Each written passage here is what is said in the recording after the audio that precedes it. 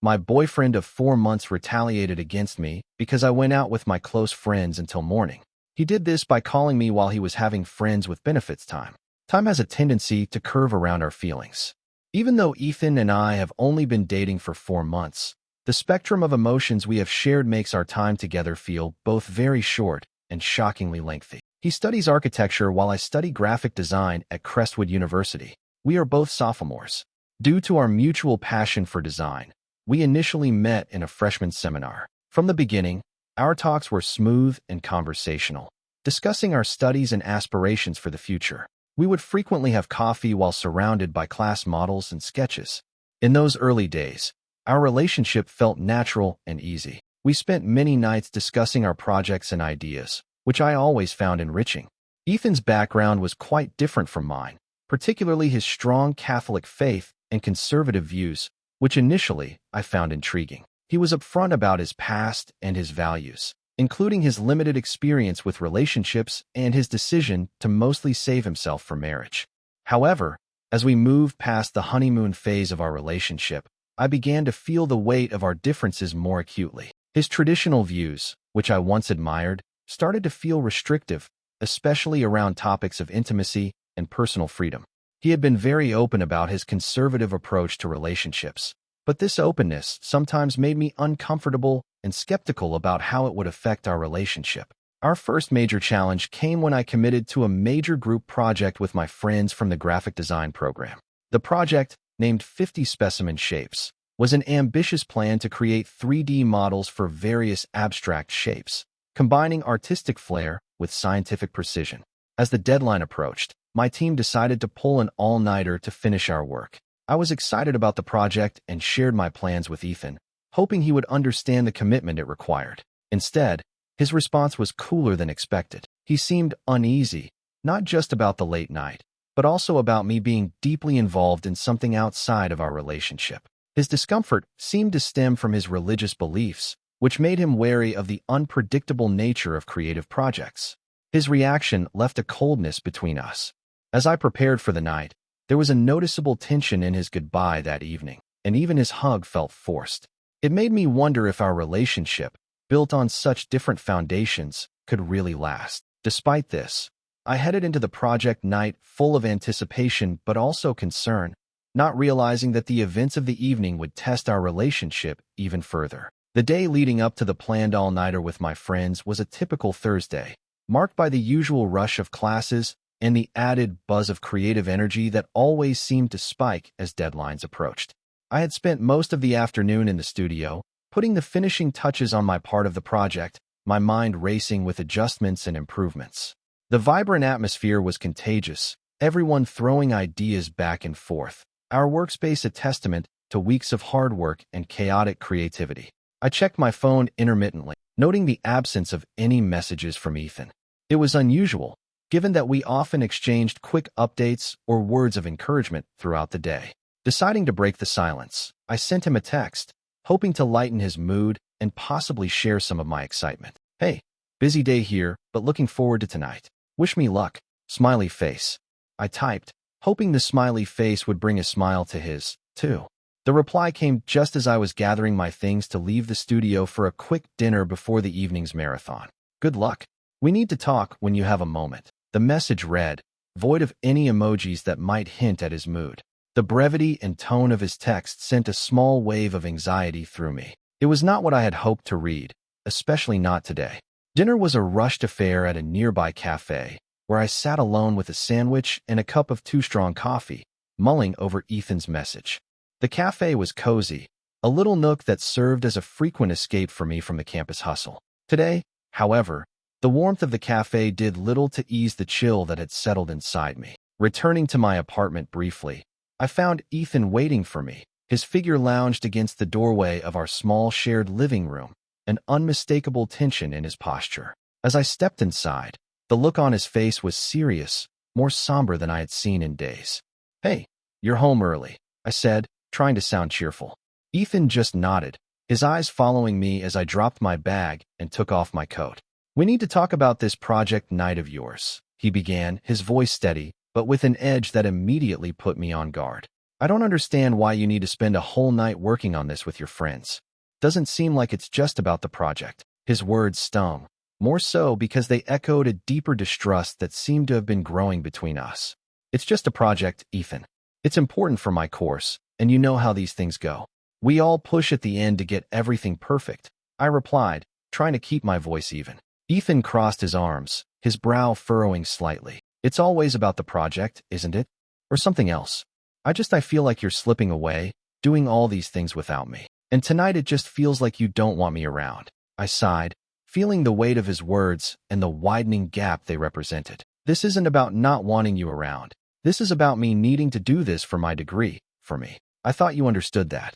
He looked away, the lines of his face hardening. I do. It's just hard sometimes.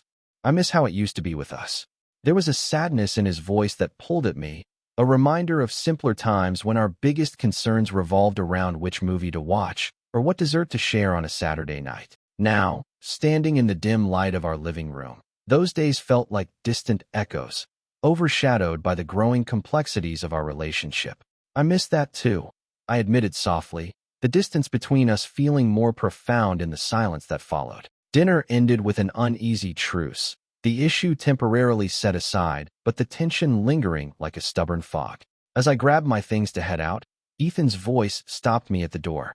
Be safe, okay? He said, a trace of the old warmth in his voice that made my heart ache for what we were struggling to hold on to. I will, I promise, I responded, offering him a small, hopeful smile before stepping out into the cool evening air. The night's possibilities stretched out before me like the sprawling campus pathways.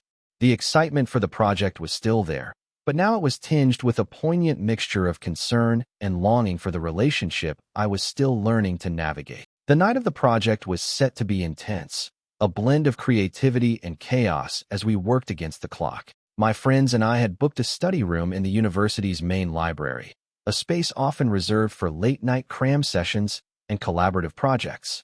As I arrived around 8 p.m., the familiar sense of excitement and nervous energy filled the air, palpable among the scattered laptops, strewn papers, and 3D materials that covered the tables. The first few hours flew by as we dove into our tasks. Chloe, a meticulous planner, coordinated our efforts, ensuring everyone stayed on track with their assigned elements. Mark, ever the perfectionist, was immersed in adjusting the lighting on our 3D models, creating the perfect shadows that made our shapes seem almost lifelike. My role was to integrate the background graphics I had designed, ensuring they complemented rather than overwhelmed the models. At 10 p.m., I sent a quick message to Ethan. In full swing here. Hope your evening is relaxing. The immediate response I hoped for didn't come, and I pushed the slight worry away, redirecting my focus to the vibrant discussion on color schemes and textures swirling around me. Midnight approached, and we took a brief coffee break. The library's 24-hour cafe was buzzing with other students similarly burning the midnight oil, and the air was thick with the aroma of espresso and the low hum of hushed conversations. I checked my phone again, noting the absence of any message from Ethan. A ripple of concern stirred within me, but I was quickly pulled back into the lively banter of my friends discussing the latest episode of a popular design reality show. By 2 a.m., the project was shaping up, but fatigue was setting in. We powered through with energy drinks and the collective adrenaline that comes from nearing the finish line. I sent another message to Ethan, a bit more detailed this time, still working hard. Miss you. The read receipt popped up almost immediately, but there was no reply. The silence gnawed at me, making the coffee seem a bit more bitter. As 4 a.m. rolled around, we were in the final stretch, adding the last touches to our project. The room was quieter now, the earlier excitement giving way to focused concentration and the occasional yawn. I sent one last update to Ethan, half hoping he'd respond with words of encouragement or at least acknowledge my efforts. Almost done here. Can't wait for you to see the final product. Love you. The lack of response this time felt heavier, more loaded. I stared at the screen for a moment longer than necessary, the glow highlighting the worry lines that had formed between my brows. Finally, around 5:30 a.m., we wrapped up our project. A visually stunning presentation of geometric and organic shapes stood as a testament to our hard work and collaborative spirit. There was a collective sigh of relief mixed with pride as we packed up our things. Despite the successful conclusion, my heart wasn't fully in the celebration. The unanswered messages from Ethan cast a shadow over my mood. I arrived home just as the sun was beginning to rise, painting the sky in hues of orange and pink. The apartment was silent. Ethan's side of the bed was untouched, indicating he hadn't slept there. On the kitchen counter, I found a note from him. Went out to clear my head. We'll talk when I get back. The terse note was unlike his usual thoughtful messages and did little to ease the knot of anxiety that had tightened in my stomach over the course of the night. The words, so stark and devoid of his usual warmth, felt like a cold draft through the room. It was not like him to leave such a terse message. Sitting at the edge of our bed, I felt the weight of the night's efforts on my shoulders and the heavier burden of an unresolved conflict waiting in the wings. The joy of our project's completion was tinged with a sadness that felt all too familiar lately, a reminder of how distant Ethan and I had become in such a short span of time. As I awaited his return, the excitement of the night faded into the background, overshadowed by the uncertainty of the conversation that awaited us. Ethan returned home late in the morning, the sound of the front door closing a signal that a confrontation was imminent. I could hear the muffled sounds of his movements as he hung up his coat and placed his keys in the dish by the entrance, each noise echoing slightly in the tense silence of our apartment. The atmosphere was charged, heavy with the anticipation of the difficult conversation that lay ahead. He found me in the living room, where I had been staring out the window at the cityscape, lost in thought and dreading his return. As he entered, his expression was unreadable, a mask that hid whatever emotions he had stewed in during his hours away. He paused at the doorway, his posture rigid, and then slowly approached where I sat. So, you were out all night for a project? His tone was skeptical, laced with a bitterness that made me wince. The question felt like an accusation, a prelude to an argument I wasn't ready to have, but knew was unavoidable. Yes, Ethan, it was for my final project. You know how important this is for my grade, I responded, trying to keep my voice steady despite the fatigue and emotional strain. I didn't want to be out so late either, but we had to get everything finished. It's not something I could just put off. Ethan scoffed, shaking his head as he paced a few steps before turning to face me again. All night, though? Seems like a bit much for just a project. You could have done some of it at home, couldn't you? Why did it have to be an all-nighter? His doubt stung, and I could feel the defensive walls building up inside me. It wasn't just me. The whole group was there. We needed to work together to get it all done. It's not something I controlled. Everyone was counting on each other. He continued to look unconvinced, his arms folded across his chest as he leaned back slightly against the wall. It just doesn't sit right with me, you being out like that, and not even a call to check in. How am I supposed to trust that? The room seemed smaller with each word, the air between us thick with unsaid things and pent-up frustrations. I was so tired from this, so exhausted from the project and the sleepless night. I'm telling you the truth, Ethan. I was too busy to call, but I texted you a lot. You haven't replied. Ethan's gaze hardened, and he let out a long sigh, a sound of frustration and disbelief mixed together.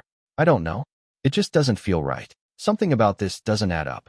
The conversation spiraled from there, with each of us rehashing old grievances and misunderstandings, our voices rising and falling in a familiar dance of conflict. Despite my attempts to explain the necessity of the night out, Ethan remained skeptical, his trust seemingly eroded by the incident. As the discussion wore on, I felt a profound exhaustion wash over me, not just from the lack of sleep, but from the constant battle to justify my actions and intentions.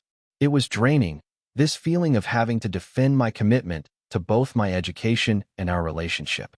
As the morning light began to fade into the afternoon, so too did my resolve to keep arguing. Finally, I stood up, a gesture that paused our heated exchange. I need some rest, Ethan, I said quietly, the fight gone from my voice. I'm sorry you feel this way, but I've told you the truth. I hope you can believe me.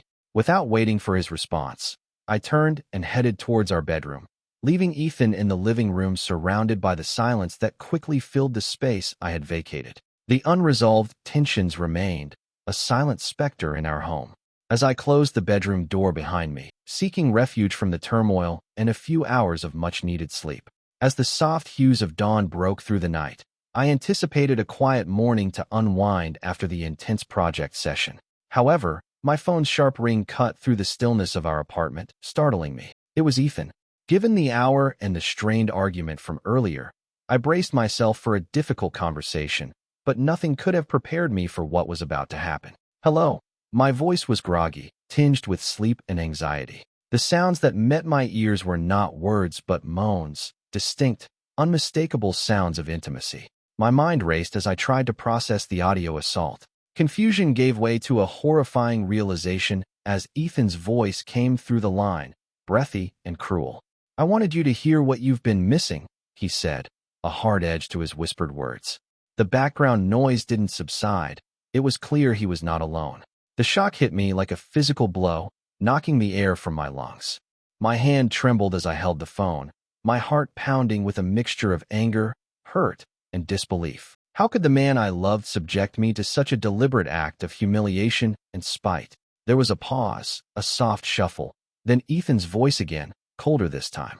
"Because maybe now you'll understand how it feels to be unwanted," he said before the line went dead. The phone slipped from my numb fingers, clattering against the hardwood floor. I stood frozen, the echo of his words reverberating in my mind, each syllable a shard of glass in my heart. The pain was sharp and deep, a betrayal that cut to the core of my being. Tears spilled over, hot and unchecked, as I sank to the floor. The room spun around me, a whirl of dark thoughts and unanswered questions. Who was the woman he was with? But more than anything, why would he choose such a devastating way to express his pain? In my shock, I called Chloe immediately. She came to my apartment and rushed into the room. She was by my side, her hands gently lifting my chin to meet her worried gaze. "What happened? Oh my God, are you okay?" Her voice was laced with concern, her eyes searching mine for an explanation. I shook my head, the words catching in my throat. Through sobs, I recounted the phone call, each word punctuated by a fresh wave of tears. Chloe listened in silence, her arm wrapping around my shoulders in a comforting embrace. "This isn't just about tonight, is it?" she murmured after I had finished, her voice soft but steady. "There's more going on here, more pain than just this moment." She was right. The incident wasn't an isolated one, but a climax of ongoing tensions and unspoken grievances that had been building between Ethan and me. It was the breaking point of something that had been fracturing slowly, painfully over time. Chloe stayed with me as dawn turned to day, offering silent support as I processed the initial shock and began to consider the implications of what had happened. The reality of the situation was harsh. Not only had Ethan violated our trust in the most intimate way, but he had also used his actions as a weapon, a way to hurt me as deeply as he felt hurt. "We need to talk about this. Not just you and me, but you and him," Chloe finally said, her tone firm. "This can't be brushed under the rug. It's too big, too painful." She was right. As much as I dreaded the confrontation, I knew it was necessary. The foundation of our relationship had been shaken, perhaps irrevocably, and it was clear things could not continue as they had been. With Chloe's encouragement, I found the strength to call Ethan later that day. My voice was steadier than I felt, bolstered by the conviction that I deserved better than the cruelty he had shown. "Ethan, we need to talk," I started, my words clear despite the tremor of emotion that underlaid them. "What you did this morning was beyond hurtful. It was destructive." There was a heavy silence on the other end before Ethan responded. His voice was subdued, lacking the harshness of earlier. "I know," he admitted, and for a moment, I thought I heard a hint of regret from him. I was angry, hurt. I had no idea how else to show, so I did that. "Ethan, hurting me like that, making me listen while you were with someone else? That's not a way to solve anything. It's just causing more pain," I continued, my voice firm but shaking with the weight of my emotions. "I know," he repeated, his voice low. "I wasn't thinking. I just felt so disconnected from you. And I thought I don't know what I thought. I'm sorry. Truly." His apology was a start, but the road to healing seemed long and fraught with potential setbacks. The trust between us had been deeply damaged, and I was unsure if it could ever fully be restored. After the phone call with Ethan, I retreated to the safety of our bedroom. The four walls felt like a sanctuary from the chaos and emotional turmoil that had erupted. Lying on our bed, I couldn't shake off the deep-seated sadness that clung to me, nor the images of Ethan's face, twisted with accusation and mistrust. My mind spun in circles, reflecting on the spiraling decline of our relationship. It was a cycle of tension and misunderstanding that seemed to repeat itself with increasing intensity. I thought back to the early days with Ethan, when each moment together was filled with laughter and spontaneity. Those memories now seemed like echoes of a distant past, a stark contrast to our current reality where smiles were rare and silences were loaded with unsaid grievances. It wasn't just the lack of trust or the painful confrontation that morning. It was the realization that I no longer recognized the man I had fallen in love with. He had become a stranger, one who could willingly inflict pain with such calculated indifference. As I lay there, a mix of exhaustion and despair washing over me, my phone buzzed with incoming messages. Reluctantly, I reached over to check it, finding texts from Chloe and a missed call from my sister, Sarah. I dialed Sarah back, needing the familiar comfort of her voice. "Hey, Sarah," I began, my voice cracking slightly. "Hey, what's wrong?" "I could sense something was off from your text," she responded, her tone immediately shifting to one of concern. I recounted the morning's events, the call from Ethan and the painful words exchanged. Sarah listened silently, only interjecting to ask clarifying questions. When I finished, there was a heavy pause. "That's just cruel. You know, it's not like you to tolerate this kind of behavior, not from anyone," Sarah finally said. Her words, firm and straightforward, mirrored my own thoughts. It was a reflection of how far I had strayed from the person I used to be, someone who valued self-respect and mutual understanding above all in a relationship. "Yeah, I know. I don't even know who he is anymore," I admitted, feeling the weight of my own words. "I can't keep going like this, Sarah. It's draining me. It's not healthy." "You deserve so much better," Sarah replied, her voice soft yet insistent. "You need to think about what you really want moving forward, not just for the sake of the relationship, but for yourself." Her words sparked something within me, a flicker of determination amidst the confusion. It was a call to reclaim the parts of myself that I had neglected in my attempts to salvage our faltering relationship. I needed to reflect on what I truly wanted, not just drift along in the current of Ethan's moods and accusations. Later that day, I met with Chloe for coffee. As always, she was a grounding presence, someone who could always cut through the noise and help me see things more clearly. As I sipped my coffee, Chloe laid it out plainly. "Everyone sees it, you know. You're not yourself anymore. You're always tense, always worrying about how to navigate around Ethan's feelings. When's the last time you did something just for yourself, something that made you happy?" Her question hung in the air, stark and challenging. I didn't have an answer, and that in itself was telling. "He's changed, Chloe. Or maybe I'm just seeing the side of him he's hidden all this time," I said, the realization bitter. "Maybe," Chloe agreed, her brow furrowed in thought. "But more importantly, what are you going to do about it?" That was the question, wasn't it? What was I going to do? The thought of continuing in a relationship where I felt so undervalued, so misunderstood, was unbearable. Yet, the thought of ending things, of stepping into the unknown after all we had shared, was daunting. Over the next few days, I took time to myself, reflecting on my values, my needs, and my future. I thought about the kind of love I wanted, the kind that was nurturing, respectful, and joyful. It was clear that what Ethan and I had now was far from those ideals. The love had been overshadowed by resentment and pain, a far cry from the partnership I envisioned. I realized that moving forward alone was a better path than staying in a relationship that had lost its way.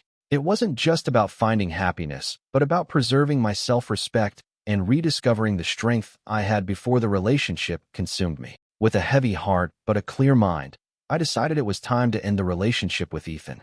I needed to express my decision, not out of spite or anger, but from a place of honesty and self-respect. I hoped that he would release me, that he could see the necessity of the choice I was making. The decision to end our relationship was not easy, but it was necessary.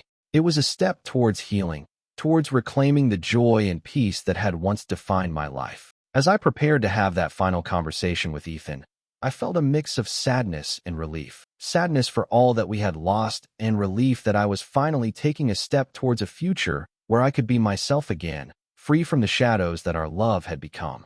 The conclusion with Ethan was just as challenging as I had expected, but beneath all the pain, there was a resolve that persisted. I was clear in expressing my demands and the sadness of a relationship that had deviated too much from happiness and respect for one another. As he listened, Ethan's expressions were a mixture of resignation and quiet recognition. Ultimately, he comprehended and acknowledged my choice, even though it was evident he was upset and regretful. In the weeks that followed, The immediate sense of relief I felt was tinged with moments of profound loneliness. Our shared apartment, once alive with shared dreams, now echoed with the quietness of solitude. I spent long evenings reflecting on what had gone wrong, turning over the memories, both sweet and bitter. This introspection, though painful, was a necessary part of my healing process. Gradually, the sharpness of recent wounds gave way to a more profound understanding of myself and my boundaries. I began to reconnect with old friends and my family. Relationships that had been somewhat neglected became sources of comfort and joy.